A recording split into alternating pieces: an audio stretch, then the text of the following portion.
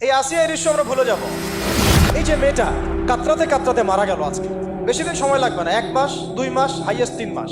এর আগেও বহু ইস্যু আমরা এসেছে ভুলে গেছি, একটার পর একটা এসেছে, একটার পর একটা ভুলে গেছি আমরা। আপনারা দেখে নিয়েন 3 মাসের মধ্যে এই মেয়েটাকে সবাই ভুলে যান এবং যাবো ভবিষ্যতে। লিখে নেন আপনারা, এই বাচ্চার কথা কেউ মনে রাখবে না, এই বাচ্চাটার কথা কেউ মনে রাখবে না। 3 মাস পরে, 6 মাস পরে, 1 বছর পরে আরো নতুন ইস্যু আসবে, আরো নতুন পাপ হবে, আরো বড় বড় ঘটনা ঘটবে। এরপরে মানুষ এই বাচ্চাটাকে ভুলে যাবে। এই বাচ্চাটা কি তার মৃত্যু যন্ত্রণা ভুলতে পারবে? তার সম্মানহানি ভুলতে পারবে? তার পিতামাতাকে ভুলতে পারবে? এখন প্রশ্ন হচ্ছে, তার পিতাকেও যদি আমরা জিজ্ঞাসা করি, ইসলামে রেপের শাস্তি হচ্ছে মৃত্যুদণ্ড, আর ব্যভিচারের শাস্তি হচ্ছে অর্ধেক কোমর পর্যন্ত পুঁতে পাথর নিক্ষেপ করে হত্যা করা। এবং বিবাহিত ব্যক্তি হলে এই শাস্তি, অবিবাহিত হলে 100 বেত্রাঘাত, 1 বছরের নির্বাসন এবং সমাজ থেকে বয়কট করা। আর ধর্ষণ হলে সরাসরি মৃত্যুদণ্ড। 3 মাস সময় লাগার কথা না, 3 দিনের মধ্যেই করা সম্ভব। এটা শরিয়া আইন, এটা আল্লাহ রাব্বুল আলামিনের শরিয়া বিধান। এখন তারাও কি এটাতে রাজি হবে? যারা শোক প্রকাশ করছেন তারা কি এই বিধানটা কার্যকর করতে রাজি হবেন? যে ধর্ষককে সবার সামনে প্রকাশ্যে মৃত্যুদণ্ড দেওয়া হোক, শরিয়া আইন কার্যকর করা হোক? রাজি হবেন না। কারণ আপনারা বলবেন এটা করতে গেলে বাংলাদেশ থেকে মৌলবাদী রাষ্ট্র হয়ে যাবে। তো সমস্যার গোড়ায় আপনারা যেতে চান না, ডালপালা নিয়ে নাড়াচাড়া করেন। জেনা ফ্রি মিক্সিংটাকে উন্মুক্ত করে দেওয়া হলো, ছেলে মেয়ের অবাধ বিচরণটাকে উন্মুক্ত করে দেওয়া হচ্ছে। একটা চরম ক্ষুধার্ত মানুষদের সামনে যদি আপনি খাবারকে উন্মুক্ত করে রাখেন, এরপরে যদি কেউ জোর করে খাবার খেয়েও ফেলে, শুধু কি আপনি খাদকের দোষ দিবেন? পুরো সিস্টেমটাই দায়ী, পুরো সিস্টেমটাই দায়ী এখানে। আপনি নারী পুরুষকে অবাধ মেলামেশা দিয়েছেন, ফ্রি মিক্সিং এ দিয়েছেন, একদম ছোটবেলা থেকেই, স্কুল লাইফ থেকে, কলেজ লাইফ থেকে, ইউনিভার্সিটি লাইফ থেকে, জব সেকশনে, এমনকি রাজনীতি করতে গেলেও কর্পোরেট সেকশনে, ব্যবসায়িক সেকশনে, অফিস আদালতে, সব জায়গায় ফ্রি মিক্সিংকে অবাধভাবে আপনি উন্মুক্ত করে দিয়েছেন, আমরা উন্মুক্ত করে দিয়েছি। এর উপরে ছড়িয়ে দিয়েছি পর্নোগ্রাফি। পর্নোগ্রাফি সবার ফোনে ফোনে। পর্নোগ্রাফি দেখতে থাকলে একটা মানুষ বাচ্চাকে না, কয়েকদিন পরে পশুর সাথেও জেনা করতে পারে। যদি সামনে দেখেন যে মানুষ পশুর সাথে জেনা করেছে, আপনার অবাক হতে পারেন, আমি অবাক হব না। কারণ পর্নোগ্রাফি মানুষকে পশুর সাথেও জেনা করতে শেখাবে। বাচ্চা তো কিছুই না। এর উপর আছে বিবাহ বহির্ভূত সম্পর্ক, ব্যভিচার, জিনা, ফ্রি মিক্সিং, ভ্যালেন্টাইন্স ডে মতো দিবসগুলো পালন করে ছেলে মেয়ের অবাধ মেলামেশা। আর এই জেনাগুলোকে আমরা বলছি কাছে আসার গল্প, যেখানে ওর উপরে 100 বেত্রাঘাতের শাস্তি অলরেডি মজুদ হয়ে গেছে। আর কতগুলো যে জেনা হয়েছে এটা তো আল্লাহ পাক ভালো জানেন। একটা দুইটা তো করে নাই, একটার পর একটা চেঞ্জ করেছে। বিবাহিত ব্যক্তি পর্যন্ত অন্যের স্ত্রীর সাথে জেনা করেছে। আর এটা তো ধর্ম তো অনেক বড় বিষয়, ধর্ম তো অনেক বড় বিষয়। এটা মানবতা বিরোধী অপরাধ, এটা থেকে মানবতা বিরোধী অপরাধ। এখন সমস্যা কি এককেন্দ্রিক? এটা বহুমুখী সমস্যা। ফ্রি মিক্সিং রেখেছেন, পর্ন চালু করে দিয়েছেন, এবং সবচেয়ে বড় কথা, এর শরঈ বিচারটুকু নিশ্চিত হচ্ছে না। তাহলে সমাজের মধ্যে এগুলো কমবে না বাড়বে? সিম্পল, সমাজের মধ্যে এগুলো বাড়বে। 6টা কাজ করেন, ইনশাআল্লাহ তাআলা কমে যাবে। প্রথমত শরঈ পর্দা নিশ্চিত করেন, দ্বিতীয়ত ফ্রি মিক্সিং বন্ধ করে দেন, তৃতীয়ত আপনারা জেনার শাস্তি চালু করেন, চতুর্থত সমকামিতা বন্ধ করেন,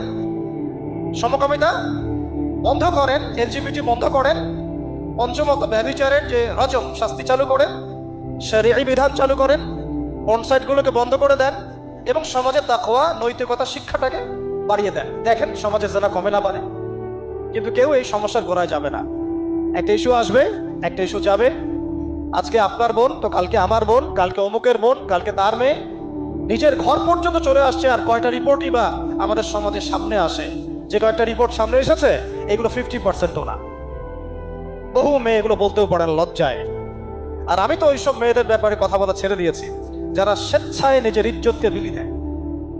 তাদেরকে আমি আমার বোন পরিচয় দিতে লজ্জা বোধ করি।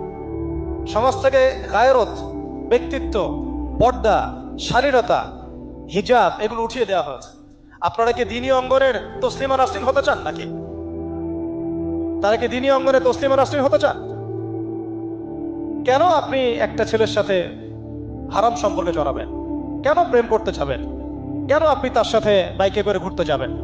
কেন আপনি আপনার বন্ধুদের সাথে প্রিমিক্স থেকে ঘুরতে চলে গেলেন, 3 দিনের রাস্তা, 7 দিনের রাস্তা, 10 দিনের রাস্তা, অথচ আপনার উপর হজও ফরজ না মাহারাম ছাড়া। না আপনি পর্দা মানছেন, না মাহারাম মানছেন, আর সমাজে না আছে ইসলামী শরিয়া আইন অনুযায়ী বিচার, আর না আছে পর্ন বন্ধের উদ্যোগ, আর না আছে প্রিমিক্সিং বন্ধের উদ্যোগ। তো আপনার ইজ্জত চলে গেলে কে ফিরাই দেবে আপনাকে? আমি তো আপনার ঘরের জন্যই কথা বলছি। সমস্যা হচ্ছে আমরা সমস্যার গোড়ায় যেতে চাচ্ছি না। আজকে এই কথাটা আমি এখানে বলতে চাই নাই, শুধু কথা প্রসঙ্গে চলে আসছে যে এই যে মেয়েটা কাতরাতে কাতরাতে মারা গেল আজকে, আপনারা দেখে নিয়েন 3 মাসের মধ্যে এই মেয়েটাকে সবাই ভুলে যান। সমস্যার গোড়ায় আসেন। সমস্যার গোড়া হচ্ছে আল্লাহর জমিনে আল্লাহর দ্বীন ইসলাম বাস্তবায়ন না হওয়া পর্যন্ত এই মানবতার মুক্তির কোনো রাস্তা নাই। আল্লাহর কসম করে বলতেছি, আল্লাহর জমিনে ইসলাম, কোরআন, সুন্নাহ, রাসূলের আদর্শ বাস্তবায়ন হওয়ার আগ পর্যন্ত এই জাতির স্বাধীনতা বলে কোনো শব্দ নাই, এই মানবতার মুক্তির কোনো পথ নাই। কেউ আমরা স্বাধীন না, কেউ আমরা আমাদের ইনসাফ ন্যায্য অধিকারটুকু পাবো না। কালকে আপনার ঘরে এই সমস্যাগুলো আসলে আপনি এটাকে প্রতিহত করতে পারবেন না। বিচার চেয়ে বেড়াবেন এক মন্ত্রণালয় থেকে আরেক মন্ত্রণালয়, ফাইল ঘুরতে থাকবে, আপনার কেস বন্ধ হয়ে যাবে, আপনার মনের ইজ্জত ফিরে আসবে না। আর রাসূল সাল্লাল্লাহু আলাইহি ওয়াসাল্লামের জামানায় আপনি আমাকে রেপের ঘটনা দেখান কয়টা ঘটেছে? সাহাবীদের জামানায় রেপের ঘটনা দেখান কয়টা ঘটেছে? জেনার ঘটনা দেখান না কয়টা ঘটেছে? ব্যভিচার কয়টা ঘটেছে? চুরি বা কয়টা হয়েছে? কয়টা হয়েছে? ডাকাতি কয়টা হয়েছে? একটা দুইটা রেয়ার আপনি ঘটনা দেখাতে পারবেন। এবং যখন সেই ঘটনা ঘটেছে ইনস্ট্যান্ট দেন এন্ড দেন নবী সাল্লাল্লাহু আলাইহি ওয়াসাল্লাম শরীয়ত আইন বাস্তবায়ন করেছেন। তিনি শুধু মানুষকে তাকওয়ার ওয়াজ নসিহত করেন নাই, বরং আল্লাহর আইনও বাস্তবায়ন করেছেন। এই দুইটা সমানুপাতিক ভাবে চলতে হবে সমাজের মধ্যে। শুধু তাকওয়ার ওয়াজ করে সব বন্ধ করা যাবে না, আইনও বাস্তবায়ন করতে হবে। তখন দেখবেন সমাজ সমান্তরাল ভাবে চলবে, একটা আলোকিত সমাজ বিনির্মাণের দিকে আমরা হাঁটতে পারবো ইনশাআল্লাহ। শুধু আমি ওয়াজ করে যাব, আইনের কোনো বাস্তবায়ন নাই, আবার আইন বাস্তবায়নের কথা বলবো, তাকওয়ার কোনো সমাজ নাই, এভাবে হবে না। দুটো একসাথে চলতে হবে। আমরা দুটো থেকেই সমাজকে বিচ্ছিন্ন করে ফেলছি। স্কুল লাইফ থেকে তাকওয়ার শিক্ষাটাকে আস্তে আস্তে শেষ করে ফেলছি। আমি তো দেখালাম তাকওয়া তো শিখবেন আপনি কোরআন থেকে, হাদিস থেকে, সিরাত থেকে, সেটাই তো আমরা পড়ি নাই। আমি চ্যালেঞ্জ করতে পারি আমাদের স্টুডেন্টদেরকে, আল কোরআনুল কারীমের 10টা সূরার অর্থ তারা বলতে পারবেন না, হাদিসের মধ্যে 100টা হাদিস তারা মুখস্থ বলতে পারবেন না। রাসূল সাল্লাল্লাহু আলাইহি ওয়াসাল্লাম পবিত্র জীবনে তারা 20 বছরে একটা কিতাবও একাডেমিক্যালি পড়েন নাই। ইসলামের ইতিহাসের একটা কিতাব একাডেমিক্যালি পড়ানো হয় নাই। তাজকিয়া সংক্রান্ত একটা কিতাব পড়ানো হয় নাই। ফিকহের উসুলে ফিকহ ছাড়া আপনি কিভাবে চলবেন? ফিকহের একটা কিতাব পড়ানো হয় নাই। তাহলে এই জাতিটাকে আপনি কিভাবে ইসলামের দিকে নিয়ে আসবেন? শিক্ষা ছাড়া। শিক্ষা না থাকলে, ইলম না থাকলে আমল কিভাবে আসবে? আমল না থাকলে তাজকিয়া কিভাবে আসবে? তাজকিয়া না থাকলে আত্মশুদ্ধি কেমনে আসবে? আর কিভাবে আমরা সৎ পথে থাকবো, অসৎ পথ থেকে দূরে থাকবো? কিভাবে আমাদের মধ্যে আল্লাহ ভীতি জাগ্রত হবে? আর আল্লাহ ভীতি যদি জাগ্রত না হয়, আমি গুনাহ থেকে কেন দূরে থাকবো? যার মধ্যে আল্লাহর ভয় নাই সে গুনাহ থেকে কেন দূরে থাকবে? তার মধ্যে তো আল্লাহর ভয় নাই। তা আমরা তাকওয়া বিবর্জিত সমাজ প্রতিষ্ঠার দিকে এত মেহনত করেছে বিগত প্রায় 50, 60, 70 বছর থেকে। কিন্তু আগামীর বাংলাদেশে আমরা এটা আর দেখতে চাই না। আমরা আগামীর বাংলাদেশে দেখতে চাই প্রত্যেকটা সেক্টরে যেন তাকওয়া নিশ্চিত হয় এমন ব্যবস্থা গ্রহণ করতে হবে, এবং একই সাথে আল্লাহ রাব্বুল আলামিনের জমিনে আল্লাহর বিধানগুলোও বাস্তবায়ন করতে হবে। শুধু তাত্ত্বিক কথাবার্তা বলে, দুঃখ প্রকাশ করে, শোক প্রকাশ করে কোনো লাভ হবে না, যতক্ষণ পর্যন্ত না আমরা আল্লাহ পাকের জমিনে তার আইন এবং বিচারগুলোকে বাস্তবায়ন করতে পারবো। আর আল্লাহর কসম করে বলছি, আল্লাহর জমিনে আল্লাহর বিধান বাস্তবায়ন হলে সমাজে পাপের হার তো কমে আসবেই। সমাজে পাপের হার তো কমে আসবে। কোন কাফের, মুশরিক, মুরতাদ জনগোষ্ঠী আমাদের দিকে চোখ তুলে তাকাতে পারবে না ইনশাআল্লাহ। আমাদেরকে দাসত্ব শৃঙ্খলে আবদ্ধ করতে পারবে না ইনশাআল্লাহ।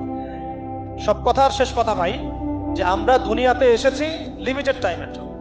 এই সময়টুকুতে যদি আমরা হেলায় ফেলায় দুনিয়ার জীবনটাকে নষ্ট করি, আমাদের দিনটাকে ঠাট্টা ছলে গ্রহণ করি, কোরআনকে মূল্যায়ন না করি, হাদিসকে মূল্যায়ন না করি, আল্লাহর এই সুযোগগুলো, রমাদান, এই কোরআন, এই তারাবি, তাহাজ্জুদ, এই সাদাকা, এই তাকওয়া, এগুলোকে মূল্যায়ন না করি, তাহলে ক্ষতিগ্রস্ত আমরা হব, আর কেউ হবে না। ক্ষতিগ্রস্ত এই পৃথিবীতে অন্য কেউ হবে না, বরং আমরাই হব। আল্লাহ পাক আমাদের সবাইকে পরকালীন চূড়ান্ত ক্ষতি থেকে আল্লাহ হেফাজত করেন, এবং দুনিয়াতে যে ফিতনা, ফাসাদ, এই রাহাজানি চলছে, এগুলো থেকে মুক্তির পথ যে একমাত্র ইসলাম, এইটা বোঝার তৌফিক আমাদেরকে দান করেন।